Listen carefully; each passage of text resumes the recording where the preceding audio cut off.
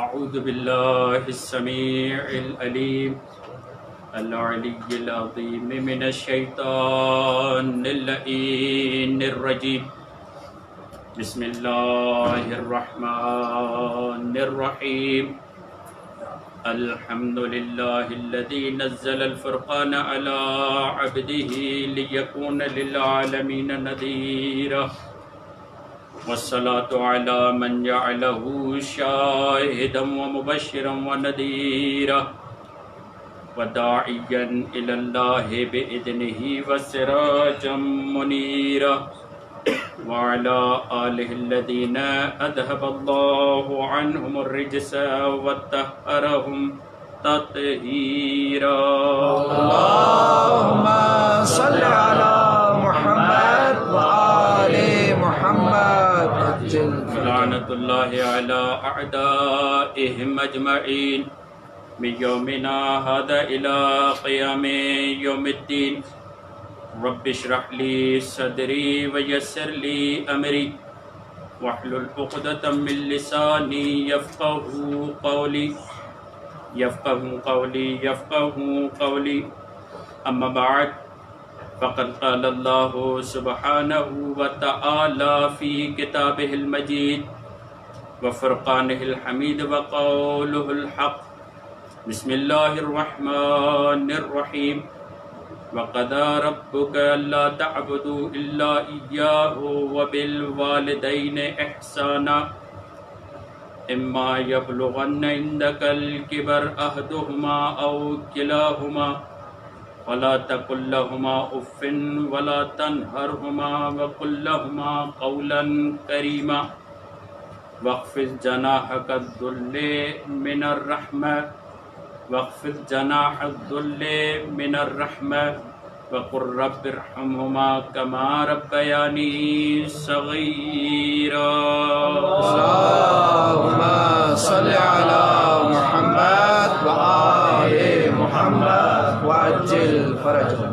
سامعین محترم، برادر عزیز و برادر ارجمند، انتہائی خلیق و ملنسار آغا نصر اللہ کے والد ماجد کے ایصال ثواب کی مجلس ہے۔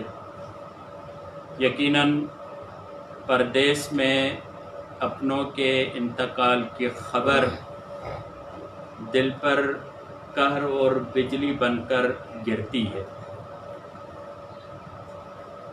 اور یہ واقعاً سچ ہے کہ اگر آل محمد کا دامن اور آل محمد کے ذکر کا سایہ نہ ہوتا تو انسان نفسیاتی الجھن اور نفسیاتی ہیجان میں اتنا مبتلا ہو جاتا کہ اپنے آپ کو سنبھالنے کے لیے اسے کوئی گود میسر نہ ہوتی۔ سبحان اللہ، سبحان اللہ۔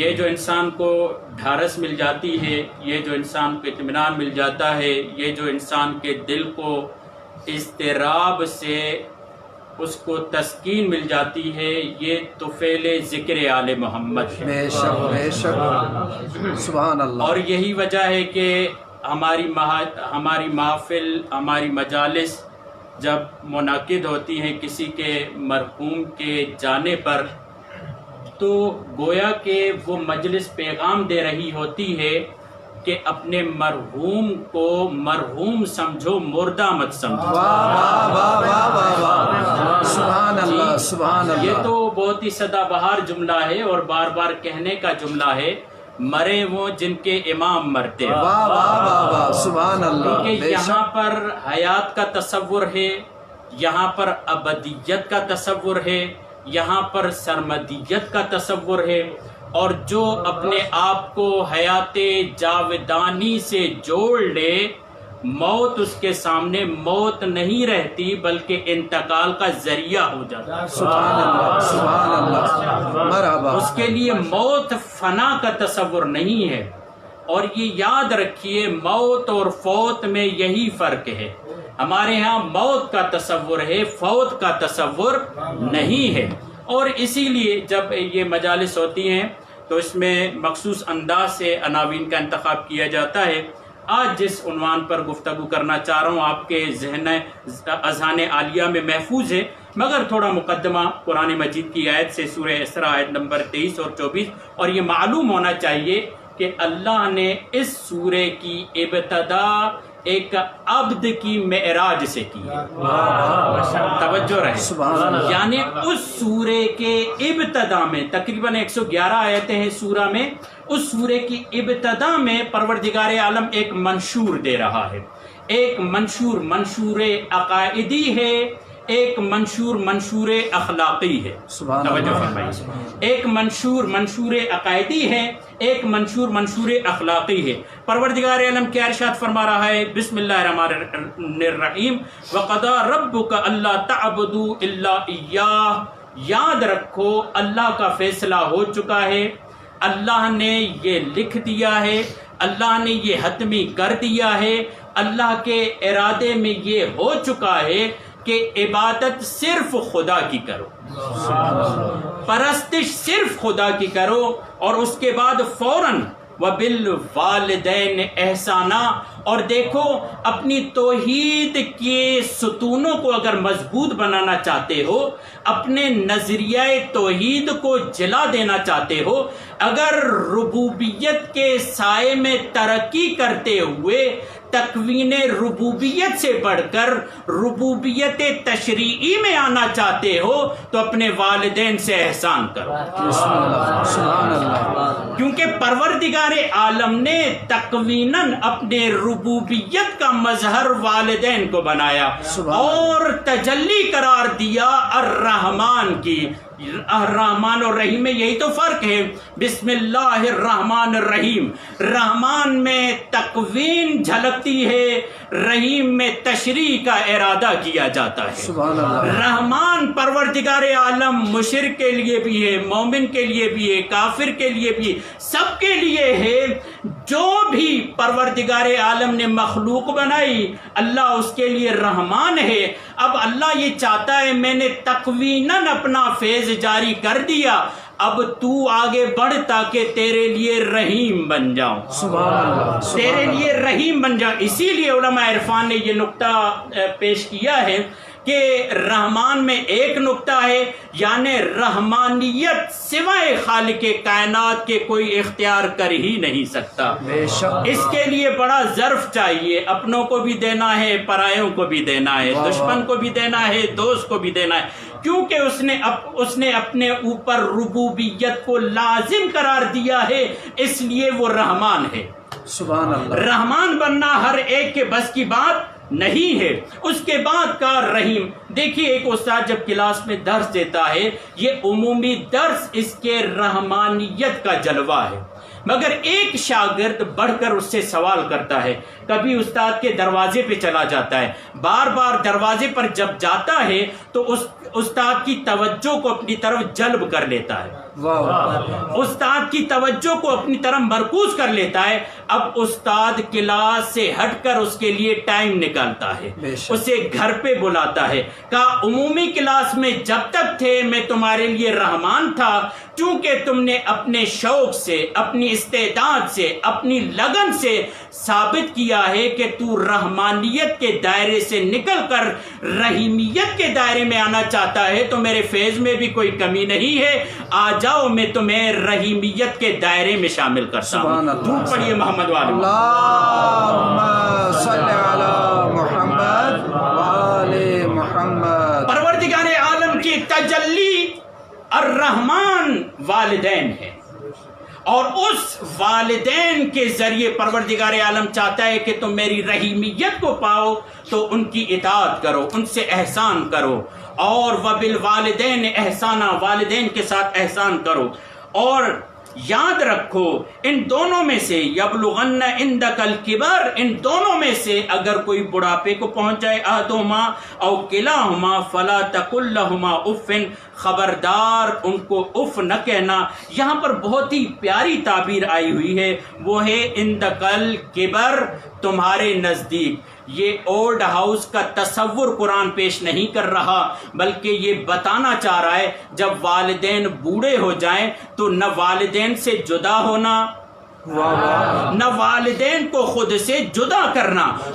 قرآن معاشرہ تو یہ بتا رہا ہے جب والدین بوڑھے ہو جائیں تو انہیں اپنے ساتھ رکھنا، نہ صرف ساتھ رکھنا بلکہ ان سے کریمی کے ساتھ پیش آنا، بلکہ ان سے محبت کے ساتھ پیش آنا۔ یہ جو جدائی کا تصور ہے یہ جدید مغربی تصور ہے، اور یہیں پر مجھے آغا تقی جعفری کے بہت ہی عمدہ جملے یاد آ رہے ہیں۔ یہ جدید دنیا بھی عجیب دنیا ہے، اس نے اولاد کی جگہ پر کتوں کو رکھ دیا ہے اور زراعت کی جگہ پر صنعت کو رکھ دیا ہے۔ لوگ کتوں کو رکھنا اپنے ہاں پسند کرتے ہیں مگر اولاد کی کثرت کو پسند نہیں کرتے۔ زراعت کی جگہ پر صنعت کو لے کر آئے اور اپنے مزاج کو مصنوعی بنا دیا۔ قرآنی معاشرہ کیا کہتا ہے؟ قرآنی معاشرہ یہ کہتا ہے کہ اپنے والدین کو اپنے قریب رکھو، تم ان کے قریب رہو، والدین تمہارے قریب رہیں۔ اور اس کے بعد یہ جملہ کہتے ہیں، پروردگار عالم کہتا ہے فَلَا تَقُلْ لَهُمَا أُفٍّ وَلَا تَنْهَرْهُمَا وَقُلْ لَهُمَا قَوْلًا كَرِيمًا، اور خبردار انہیں جھڑکنا بھی نہیں، غضبناک نگاہ سے بھی مت دیکھنا، اف بھی نہ کہنا، قُلْ لَهُمَا قَوْلًا كَرِيمًا، اور جب بھی ان سے بات کرو تو کریم لب و لہجے سے بات کرو۔ یہ وہ رب ہے جب فرعون کے پاس جناب موسیٰ و ہارون کو بھیجتا ہے تو یہ کہہ کر بھیجتا ہے جاؤ فرعون کے پاس قولا لینا لعلہ یتذکر او یخشی، جو فرعون کے پاس ہارون اور موسیٰ کو بھیج کر کہے قول لین، قول نرم، قول ملائم کے ساتھ بات کرنا، وہ متکبر ہے میرے سامنے، وہ متکبر ہے میرے سامنے، وہ آیا ہے میرے سامنے، مگر تمہیں حق نہیں پہنچتا کہ اس کے ساتھ سختی سے کلام کر، کیونکہ مزاج حضرت موسیٰ میں سختی تھی۔ خبردار سختی سے بات مت کرنا، جانا لین لب و لہجہ اختیار کرنا، نرم لب و لہجہ اختیار کرنا، محبت والا لب و لہجہ اختیار کرنا۔ جہاں اللہ نبیوں کو فرعون کے لیے حکم کرے وہاں اولاد کو کتنا کریم ہونا چاہیے، وہاں اولاد کو اپنے والدین کے سامنے کتنا کریم ہونا چاہیے۔ جب فرعون کے لیے نبیوں کا یہ انداز ہے تو والدین کے لیے اولاد کا کیا انداز ہونا چاہیے۔ تبھی پروردگار عالم نے ارشاد فرمایا وَاخْفِضْ جَنَاحَ الذُّلِّ مِنَ الرَّحْمَةِ، نبی خدا کو حکم ہے اپنے دونوں کاندھوں کو ان کے سامنے خاضعانہ طور پر جھکا دو۔ سبحان اللہ، اللہ اکبر، اپنے دونوں کاندھوں کو خاضعانہ طور پر ان کے سامنے جھکا دو اور میرے حبیب کہو وَقُلْ رَبِّ ارْحَمْهُمَا كَمَا رَبَّيَانِي صَغِيرًا، اور پروردگار ان پر ویسے رحم فرما جیسے بچپن میں انہوں نے مجھ پہ رحم کیا۔ سبحان اللہ، اللہ اکبر۔ یہ ترجمہ تھا، میں یہاں سے توسل کروں گا چونکہ والد کے ایصال ثواب کی مجلس ہے، اس مجلس کا عنوان والد پر ہونا مسیت کے منہ پہ زوردار تماچا ہے۔ سبحان اللہ، سبحان اللہ، اگر آپ توجہ فرمائیں، کیوں؟ اس لیے کہ نجیب معاشرے میں والد کا احترام ہوتا ہے، واہ واہ، سالم معاشرے میں والد کا احترام ہوتا ہے، صالح معاشرے میں والد کا احترام ہوتا ہے، اساسی و اصولی معاشرے میں والد کا احترام ہوتا ہے۔ جہاں والد کا احترام نہ ہو وہ معاشرہ نجیب معاشرہ نہیں ہوتا۔ سبحان اللہ، جہاں والد کی قدر و قیمت نہ ہو وہ معاشرہ کبھی بھی ترقی کی طرف پرواہ نہیں چڑھتا۔ آج کی مجلس یا جب بھی والد کے عنوان پر مجلس ہو تو فکر مسیت پر ایسا زوردار تماچا ہے، نہ صرف فکر مسیت پر بلکہ اخلاق جنسی سے جو عاری معاشرے ہیں ان کے لیے بھی زوردار تماچا ہے، اور ساتھ میں یہ درس دیا جا رہا ہے آؤ اس بات کی طرف کہ معاشرہ نجیب معاشرہ کیسے بنتا ہے، اور یہیں پر رد رہبانیت کو بھی پیش کیا جا رہا ہے۔ جہاں پر رہبانیت ہوتی ہے وہاں پر والد کو عزت نہیں ہوتی، واہ واہ واہ واہ، جہاں پر اخلاقی انفشار ہو، اخلاقی انفجار ہو، اخلاقی طور پر انتشار ہو، وہاں پر والد کی عزت نہیں ہوتی بلکہ والد کا تو پتہ ہی نہیں ہوتا۔ سبحان اللہ، تو سبحان اللہ، عزت کیسی؟ بھائی مجلس اور والد کا تعلق بڑا گہرا ہے۔ مجلس حسین اور علی میں ذکر علی کر کے بتاتے ہیں جیسا پاک اور سالم رشتہ ہمارا والد سے ہے واہ واہ کسی اور مکتب فکر کا ہو ہی نہیں سکتا. اسی لیے نبی خدا یہ جملہ فرماتے ہیں یا علی آپ سے محبت وہ کرے گا واہ واہ واہ واہ آپ سبحان کا ذکر وہ کرے. نہج البلاغہ میں مولا امیر نے یہ جملہ کہا ہے کہ لو ضربت الخیشوم، اگر میں مومن کے ناک پر تلوار رکھ کر اسے رگڑوں اور کہوں کہ مجھ سے نفرت کرو، میری ولایت سے ہاتھ اٹھاؤ، تو مولا کہتے ہیں وہ ٹکڑے ٹکڑے ہونے کے لیے تیار ہو جائے گا، وہ ٹکڑے ٹکڑے ہونے کے لیے تیار ہو جائے گا، مگر میری ولایت سے ہاتھ نہیں اٹھائے گا. اور ایک مرتبہ منافق کو دنیا کے 7 طبق بنا کر تشت میں سجا کر دوں اور کہوں مجھ سے محبت کرو تو وہ مجھ سے محبت نہیں کرے گا. مولا کہتے ہیں وہ کیسے محبت کرے گا اور وہ میری ولایت سے کیسے ہاتھ اٹھائے گا؟ کیونکہ میرا نبی سچا ہے، میرا آقا سچا ہے. میرے آقا نے مجھے خبر دی یا علی تجھ سے محبت وہ کرے گا جس کے خون میں طہارت ہو، واہ واہ واہ واہ سبحان تجھ سے اللہ محبت وہ کرے گا جس کی نسل میں پاکیزگی ہو، جس کی نسل میں اجابت ہو، جس کی نسل میں نجابت ہو. جہاں نجابت نہیں ہوتی وہاں نفاق ہوتا ہے، خون کی پلیدگی ہوتی ہے. واہ واہ درود پڑھیے محمد والے. اللہم صلی علی محمد وآل محمد عجل فرجهم. عزیزان بور تو نہیں ہو رہے آپ حضرات؟ بسم اللہ بسم یہ اللہ. معاشرے کی نجابت کی دلیل ہے. جہاں پر والدین اور خصوصاً والد کا احترام کیا جائے، خدا کی قسم وہاں پر بہت ہی اچھے انداز سے کوشش کر رہا ہوں جملے کو کہنے کی، وہاں پر حلال زادے پروان چڑھتے ہیں. اور حلال زادوں کی نشانی کیا ہے؟ ان کی زبان پر ذکر علی ہوتا ہے. واہ واہ اور یہ کوئی واہ واہ ملہنگانہ بات نہیں ہے. ہاں یہ الگ بات ہے، زیادہ تر ملہنگوں نے اس نعرے کو بلند کیا، مگر یہ نعرہ تو بوزر نے بلند کیا تھا، یہ نعرہ تو سلمان نے بلند کیا تھا، یہ نعرہ تو مقدار نے بلند کیا تھا. تبھی تو علامہ اقبال یہ کہتے ہیں نعرہ حیدر سبحان اللہ. نوائے بوزر اس گرچہ از حلقے بلال و کمبر اس. اور دنیا والو تم نعرہ لگاتے ہو، فخر کی بات ہے.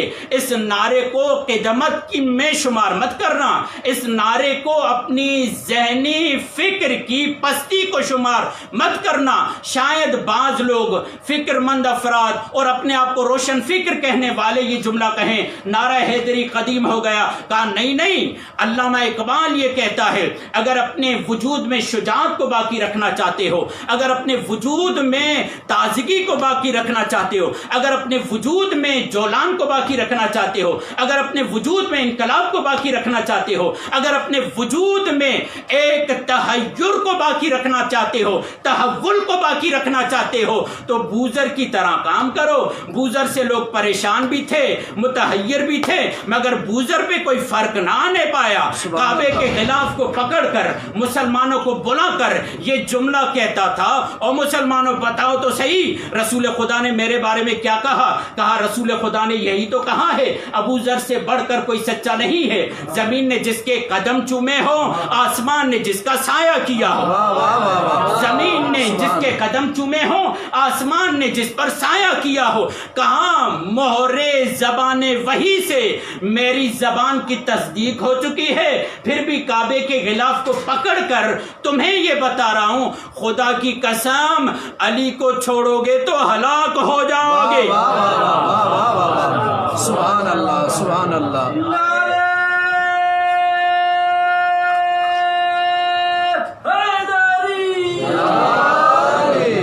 بر محمد علی محمد بلندتر صلوات صلی علی محمد وآلہ. بہت ہی گہری بات کرنے جا رہا ہوں. اگر ایک زن کے پاس مرد شوہر نہ ہو تو اس سے پیدا ہونے والا بچہ حلالی شمار نہیں ہوتا.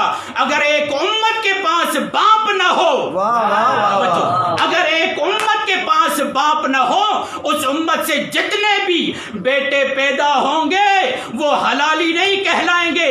یہی وجہ ہے، سبحان اللہ، یہی وجہ ہے جمل میں آ کر بتایا جس امت کا باپ علی نہیں ہے اس سے ہمارا کوئی تعلق نہیں. امت کو باپ کی ضرورت ہے. اور یہ یاد رکھیے جو امت باپ کے بغیر. اب آپ پوچھیں یہ باپ کون ہے؟ یہ باپ حکمران ہے. یہ باپ کون ہے؟ یہ باپ وہی ہے جس کے لیے رسول خدا نے کہا انا و علی ابوا هذه الامہ، میں اور علی اس امت کے باپ ہیں. جس امت کے حکمران علی اور علی کے پیروکار نہ ہوں، توجہ فرمائیے گا، جس امت کے حکمران علی اور علی کے پیروکار نہ ہوں، وہاں سے ناہنجار اولادیں تو پیدا ہو سکتی ہیں، باادب اولادیں پیدا نہیں ہوتی. باادب اولادیں وہاں سے نکلتی ہیں جو علماء کے سائے میں پروان چڑھے، جو ولایت علی کے سائے میں پروان چڑھے. اسی لیے رسول خدا یہ کہتے ہیں جس کا ولایت علی سے تعلق ہے وہی قوم نجیب ہے. اور نجیب قوم کی نشانی کیا بتائی رسول خدا نے؟ کہا نجیب قوم وہ ہے جو اپنے والدین کا احترام کرتی ہے. اور عجیب بات ہے، خدا کی قسم، ایک مرتبہ رسول خدا جنگ سے واپس آ رہے تھے. واپس آتے رسول خدا کو کہا گیا کہ ایک قبیلہ ہے بنی مزرہ کے نام سے، وہ قبیلہ بنی مزرہ یا مزرہ، وہ قبیلہ کہیں ایسا نہ ہو کہ ہم مدینے سے نکل چکے ہیں، واپسی پر راستے مدینے کے ہیں، کہیں ایسا نہ ہو کہ وہ ہم سے جنگ کریں. یا رسول اللہ ہم آمادہ ہو جاتے ہیں، جا کر ان پہ دھاوا بول دیتے ہیں اور جنگ کرتے ہیں. رسول خدا نے کہا بعید ہے کہ وہ قوم ہمارے پیٹھ پیچھے ہمارے خلاف منصوبہ بنائے. سبحان اللہ. توجہ، عجیب بہار الانوار کی روایت، بعید ہے کہ وہ قوم ہمارے خلاف منصوبہ بنائے. کہا یا رسول اللہ کیوں؟ کہا دیکھا نہیں وہ اپنے والدین کا احترام کرتے ہیں، دیکھا نہیں وہ اپنے والدین کا ادب کرتے ہیں. اور پھر یہاں پر رسول خدا نے کہا وہ قوم نجیب قوم ہے، وہ قوم سعادت مند قوم ہے، وہ قوم شریف قوم ہے جو اپنے والدین کا احترام کرتی ہے. یعنی معلوم یہ ہوا، توجہ فرمائیے گا، یعنی معلوم یہ ہوا جو قوم اپنے والدین کی ہوتی ہے اور ان کا احترام کرتی ہے وہ نبی اور امام سے مبارزہ نہیں کرتی، وہ نبی اور امام سے مقابلہ نہیں کرتی. بس نبی نے اصول دے دیا، نبی و امام کے خلاف آئے گا وہ جو نہ اپنے باپ کا ہو نہ اپنے ماں کا ہو، جس کا نسل و نسب معلوم نہ ہو، وہی علماء اور ائمہ کے خلاف آئے گا. درود پڑھیے محمد والے محمد، صلی علی محمد وآل محمد. اور کس نے کہا کہ باپ کی دعا مجتہد نہیں بناتی؟ سبحان کس اللہ. نے کہا کہ باپ کی دعا عالم نہیں بناتی؟ کس نے کہا کہ باپ کی دعا انسان کو سرفراز نہیں کرتی؟ یہی تو ہے رسول خدا کا جملہ کہ دعا الوالد، والد کی دعا اپنے بیٹے کے لیے ایسے ہے جیسے نبی کی دعا امت کے لیے ہوا کرتی. والد کی دعا اپنے بیٹے کے لیے ایسے ہے جیسے نبی کی دعا اپنی امت کے لیے ہوا کرتی ہے. اور یہاں پر مجھے دو واقعات سامنے نظر آ رہے ہیں. ایک واقعہ آغائے تقی مجلسی علیہ الرحمہ کے فرزند محمد باقر مجلسی کا واقعہ.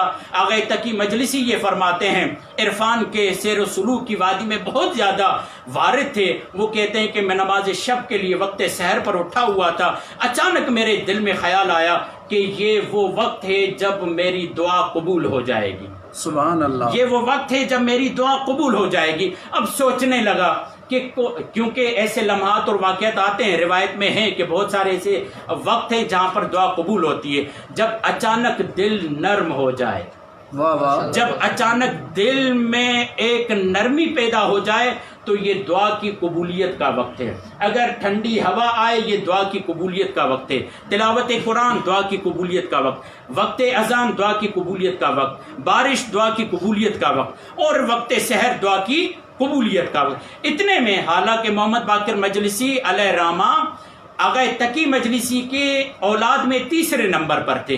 سوچ رہے تھے کہ کس کے لیے دعا کروں. یہاں سے گہوارے سے آغائے محمد باقر مجلسی کے گریے کی آواز بلند ہوئی. جیسے ہی گریے کی آواز بلند ہوئی والد کا التفات بچے کی طرف ہوا اور والد نے دعا کی، پروردگار میں یہ نہیں چاہتا کہ یہ میرا بچہ میری خدمت کرے، واہ واہ واہ واہ. پروردگار میں یہ چاہتا ہوں یہ خادم مذہب مکتب اہل البیت ہو. بس دعا کرنی تھی. محمد باقر مجلسی سے وہ فیوزات صادر ہوئے آج تک تشیع ان کے فیض کی احسان مند ہے. سبحان اللہ. یہاں پر سبحان اللہ. قابل توجہ بات یہ ہے فیض تو ڈھونڈتا رہتا ہے کہ کہاں پر آئے. توجہ فرمائیے گا. واہ واہ. فیض تو ڈھونڈتا رہتا ہے کہاں پر آئے مگر کوئی گریا کرنے والا گریا بھی تو کرے. واہ واہ. حالانکہ اور بھی اولادیں تھی مگر گریا جیسے ہی محمد باقر مجلسی نے کیا والد نے فوراً محمد باقر مجلسی کے لیے دعا کی. یعنی گویا کہ بتا دیا قابل اپنی قابلیت کو پیش کرنے کے لیے تیار ہے اور بتا رہا ہے بابا میں گریا کر رہا ہوں میرے حق میں دعا کرو. آؤ ولایت علی کے در پہ آؤ ذرا گریا تو کرو. معصومہ کم کے در پر آؤ ذرا گریا تو کرو. وقت نماز فجر ذرا گریا تو کرو. اللہ کا فیض خود بخود ملتفت ہو جائے. اللہ کا فیض خود بخود توجہ کرے گا. ذرا گریا تو کر کے دیکھو. ذرا اس سے مانگ کر تو دیکھو. ذرا اس سے طلب کر کے تو دیکھو. اور یہی تو وجہ ہے مانگنے کا انداز یہی ہے کہ ایک مرتبہ نادر شاہ بادشاہ جا رہا تھا. اس کا کام یہی تھا جب بھی وہ جنگ پہ جاتا تو استخارہ کرتا تھا. تو دیکھا کہ ایک بچہ کھڑا ہے. اس سے پوچھا کہ تمہارا نام کیا ہے؟ کہا میرا نام نصر اللہ ہے. اتفاق کی بات یہ ہے کہ ہمارے برادر عزیز جن کے والد مرحوم ہیں ان کا نام بھی نصر اللہ ہے. پوچھا تمہارے باپ کا نام کیا ہے؟ کہا فتح اللہ ہے.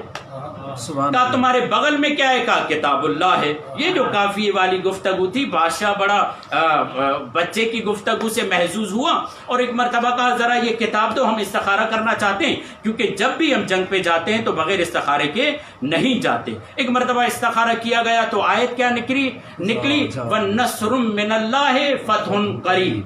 بس یہ آیت نکلنی تھی. ایک مرتبہ نادر شاہ بادشاہ نے کہا اس بچے کو 2 تھیلیاں اشرفی کو دے دو.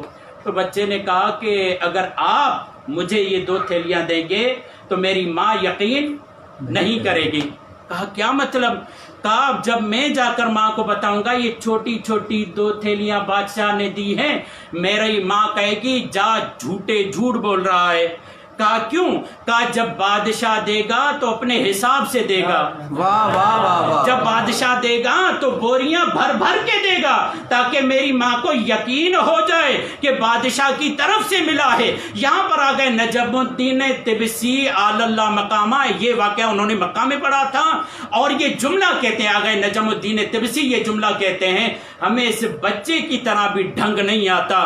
بادشاہ سے تو مانگ رہا ہے مگر جو بادشاہوں کا بادشاہ ہے واہ واہ واہ واہ. جو بادشاہوں کا بادشاہ ہے اس سے کس انداز سے مانگنا چاہیے. اگر مانگنے کا ڈھنگ آ جائے تو وہاں دینے میں کمی نہیں ہے ہمارے لینے میں کمی ہے. سبحان اللہ. ہم یہ سبحان سمجھتے اللہ. ہیں کہ ناممکن ہے مگر پروردگار عالم کی بارگاہ میں کہاں ناممکن ہے.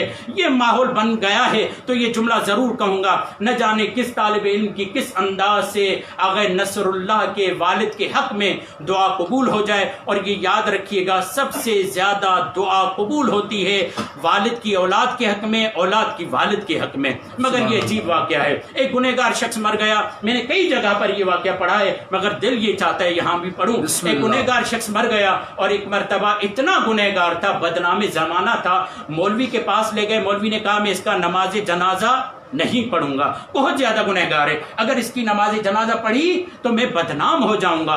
ہیں ایسے لوگ جن کی نماز جنازہ بعض بزرگان نہیں پڑھتے اور نہیں بھی پڑھنی چاہیے. اخلاقی ایک نقطہ ہے اور معیارات ہے. جیسے ہمارے سندھ میں ایک عالم دین ہے اگر کوئی خودکشی کرتا ہے تو وہ اس کی نماز جنازہ نہیں پڑھتے حوصلہ شکنی کرتے ہیں. ایسا نہیں کہ شریعت میں منع ہے. وہ بڑی لیول کی شخصیت حوصلہ شکنی کرے گی تو دوسرے خودکشی نہیں کریں گے. وہ کہتے ہیں کہ میں نہیں پڑھوں گا کوئی اور پڑھا لے گا مگر وہ جو پیچھے ذہنیتیں آ رہی ہیں واہ واہ واہ واہ. سبحان اللہ. ان کی بھی تو کوئی حوصلہ شکنی کرے. فوراً فتویٰ نہیں لگا دیا کریں کہ فلاں یہ کر رہا ہے فلاں یہ کر رہا ہے. یہ تو خلاف شریعت ہے. بہت ساری باتیں صرف خلاف شریعت نہیں ہوتی بلکہ خلاف اخلاق بھی ہوتی. واہ واہ. ان پر بھی عمل درآمد ہونا چاہیے. ایک مرتبہ یہ دو تین 4 افراد تھے لے کر اس کا جنازہ بیابان کی طرف گئے. دیکھا ایک چرواہا ہے جو اونٹوں کو چرا رہا ہے. کہا کہ بھائی اس کا جنازہ کوئی پڑھانے کے لیے تیار نہیں ہے. اس کا جنازہ پڑھاؤ. اس نے جنازہ پڑھایا اور اس کو دفنا دیا. مولوی خواب میں دیکھتا ہے. کیا دیکھتا ہے؟ کہ ایک محل ہے اور اس پہ لکھا ہوا ہے اسی گنہگار کا نام جس کی میں نے نماز جنازہ پڑھانے سے انکار کر دیا. یہ اٹھا، کہا اس نے کیا نیک کام کیا ہے جس کی وجہ سے اس کے گناہ معاف ہو گئے. تو ایک مرتبہ یہ ان دوستوں کے پاس جاتا ہے. کہتے ہیں کہ ہمیں تو نہیں معلوم کیا نیک کام تھا. کہا اچھا یہ بتاؤ کہ نماز جنازہ پڑھائی کس نے؟ سبحان اللہ. نماز جنازہ پڑھائی کس نے؟ کہا وہ چرواہا تھا، وہ بدو تھا، وہ جاہل تھا. اس نے کہا کہ مجھے نماز کے 2-4 عبارتیں آتی ہیں، میں پڑھا دوں گا. پہنچے وہاں پر، پوچھا اس شتربان سے جو اونٹ چرا رہا تھا. کہا تم نے کیا کہا اس کے لیے؟ کہ اس کے گناہ اللہ نے معاف کر دیے اور جنت میں مقام دے دیا. کہا میں سادہ سا آدمی، سبحان اللہ. میں نے نماز جنازہ پڑھائی اور اس کے بعد ایک دعا کی. نہیں معلوم شاید خدا کو میری وہ دعا پسند آ گئی ہو. کہا پروردگار مجھے نہیں معلوم یہ کون ہے، نہ اس کے عیب جانتا ہوں نہ اس کی اچھائیاں جانتا ہوں، مگر پروردگار میں تمہیں یقین سے کہتا ہوں اگر یہ آج رات میرے ہاں مہمان ہوتا نا، سبحان اللہ. میں اس سے یہ نہ پوچھتا تو کتنی اچھائیاں کر کے آیا ہے، کتنی برائیاں کر کے آیا ہے. میرے پاس ظاہری کوئی بھی مال نہیں تھا، میں اپنے اونٹ کو ذبح کر کے اس کی مہمانداری کرتا. واہ واہ. سبحان اللہ. پروردگار میں بندہ ہو کر اس کی اس انداز سے مہمانداری کرتا. تو خالق ہے، میں تو عبد ہوں. واہ واہ. سبحان تو اللہ. معبود ہے، میں تو عبد ہوں. اب دیکھتے ہیں تو کیسے اس کی مہمانداری کرتا ہے. عجب نہیں رحمت خدا جوش میں آئی ہو. کہا جب میرے بندے کا سعی صدر اتنا بڑا ہے، جب میرے بندے میں وسعت قلبی اتنی زیادہ ہے، میں تو پھر رب العالمین ہوں، رحمت للعالمین ہوں. ذرا آنے تو دو، ایسی خاطر مدارہ کروں گا کہ دنیا حیران و پریشان ہو جائے. سبحان اللہ. درود پڑھیے محمد اللہم صلی علی محمد وآل محمد. ایک اور واقعہ اور آپ سے اجازت. وہ واقعہ کیا ہے؟ آیت اللہ شہاب الدین مرشی نجف. یہ بزرگان، کون کہتا ہے کہ صرف ماں کی دعا سے ہی مرجع بنتا ہے؟ کون کہتا ہے صرف ماں کی دعا سے ہی انسان شہرت پاتا ہے؟ آغائے شہاب الدین مرشی نجفی یہ جملہ کہتے ہیں، میری ماں نے کہا کہ جاؤ اپنے بابا محمود مرشی نجفی جنہوں نے خواب دیکھا تھا حضرت معصومہ قم کی جلالت اور عظمت کے متعلق، جو چاہتے تھے نجف میں رہتے تھے اور چاہتے تھے کہ ہم سیدہ زہرا کی قبر کو تلاش کریں، اور وہی خواب سبب بنا جس کی وجہ سے آغا محمود مرشی نجفی قم آئے، اور اس کی وجہ سے یہاں پر ان کے بیٹے ارجمند کو ایک مقام مرجیت ملا. سبحان اللہ. یعنی ایک خواب میں کتنی بشارتیں تھیں وہ خود بھی اس کا اندازہ نہیں لگا سکتے. تو جب یہ معاملہ ہوا، ماں نے کہا کہ جاؤ بابا کو بلاؤ. ظہر کا وقت تھا، نہار کا وقت تھا، کھانا کھانے کے لیے. کہا کہ جب میں گیا تو دیکھا بابا مطالعہ کرتے کرتے سو گئے. جب سوئے تو میں نے دیکھا کہ اب بابا کو نیند سے کیسے اٹھاؤں، اگر نہیں اٹھاتا تو ماں کا معاملہ ہے، ان کو کیسے جواب دوں. تو کہتے ہیں کہ میں نے بڑی محبت سے اپنے لبوں کو ان کے قدموں کے قریب کیا، سبحان اللہ. اور ان کے قدموں کو بوسہ دینا شروع کیا. اس بوسے کی وجہ سے انہوں نے احساس کیا اور ایک دم بیدار ہو گئے. جب بیدار ہو گئے تو مجھے دیکھ کر کہتے ہیں شہاب الدین مرشی تم ہو؟ کہا بابا ہاں میں ہوں، اماں آپ کو بلا رہی ہے. وہاں پر کہتے ہیں میرے بابا نے دعا کے لیے ہاتھ اٹھائے اور کہا پروردگار تمہیں اس دنیا میں بہت زیادہ عزت عطا. اپنے علم کو اپنی مرجیت کا تکیہ قرار نہیں دیتے تھے، اپنے عمل کو اپنی مرجیت کا تکیہ قرار نہیں دیتے تھے، بلکہ کہتے تھے وہ دعا تھی میرے بابا کی جس کی وجہ سے آج میں مرجع بنا. سبحان اللہ. والد کا بہت زیادہ بڑا احترام ہے. درود پڑھیے محمد. اللہم صلی علی محمد وآل محمد. بار دیگر بلندتر صلوات. محمد وآل محمد وعجل فرجهم.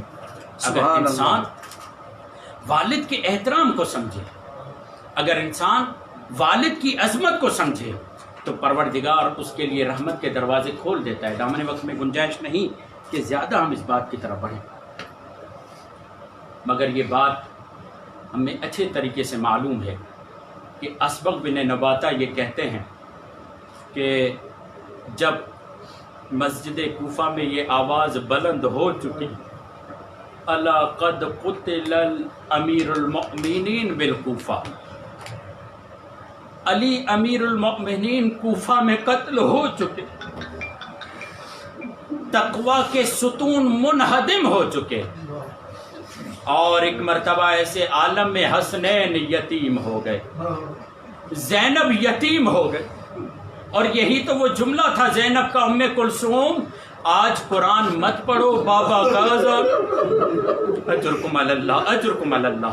یہ آپ کے آنسو میرے بھائی آغا نصر اللہ کے دل پر ایک ٹھنڈک بن کر اتریں گے۔ آپ کو معلوم ہے بابا کے انتقال پہ جب تعزیت ملتی ہے تو کتنی قدر و قیمت ہے۔ ایک جملہ کہتا ہوں، یہ بی بی زہرا سے پوچھنا، انتظار کرتی رہی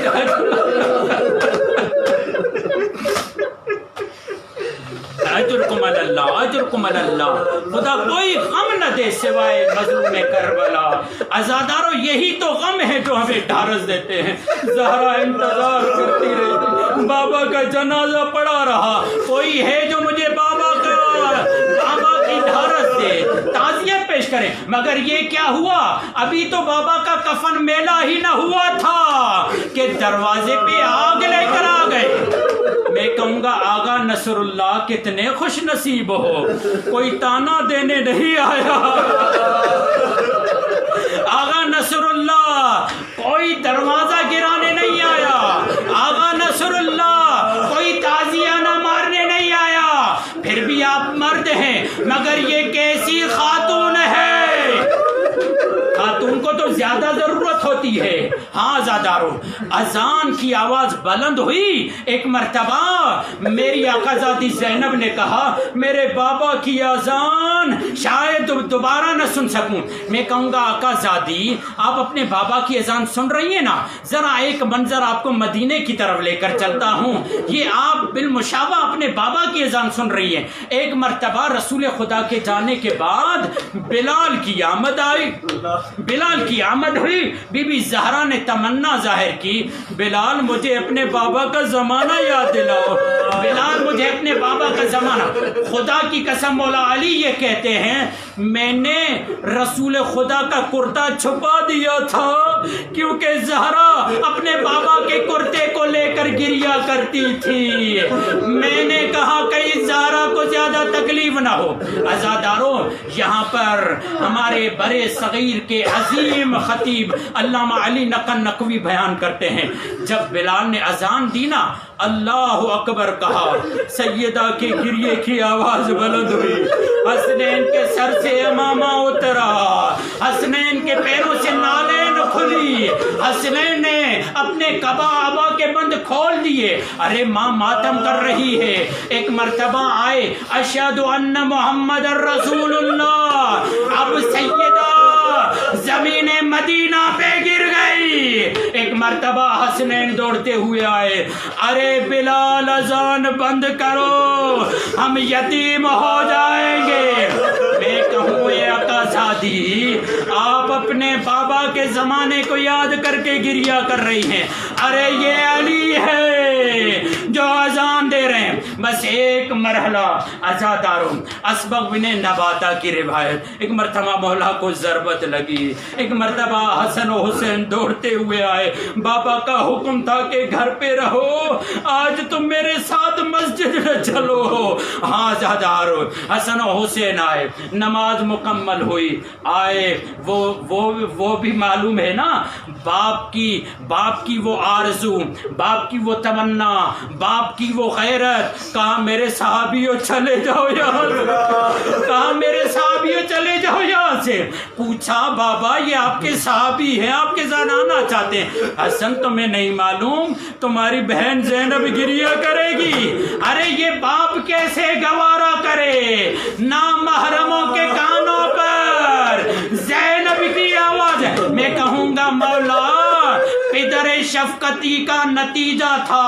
ہاں ایسا ہی ہونا چاہیے, دینی غیرت کا نتیجہ تھا. مولا آج تو منع کر رہے ہیں, مگر کل یہی بیٹی جب آپ کو بلائے گی اور کہے گی بابا علی مدد کو آئیے, نہ محرموں کا مجمع ہوگا, بس ازادار ہو. مولا علی کو لے کر آئے.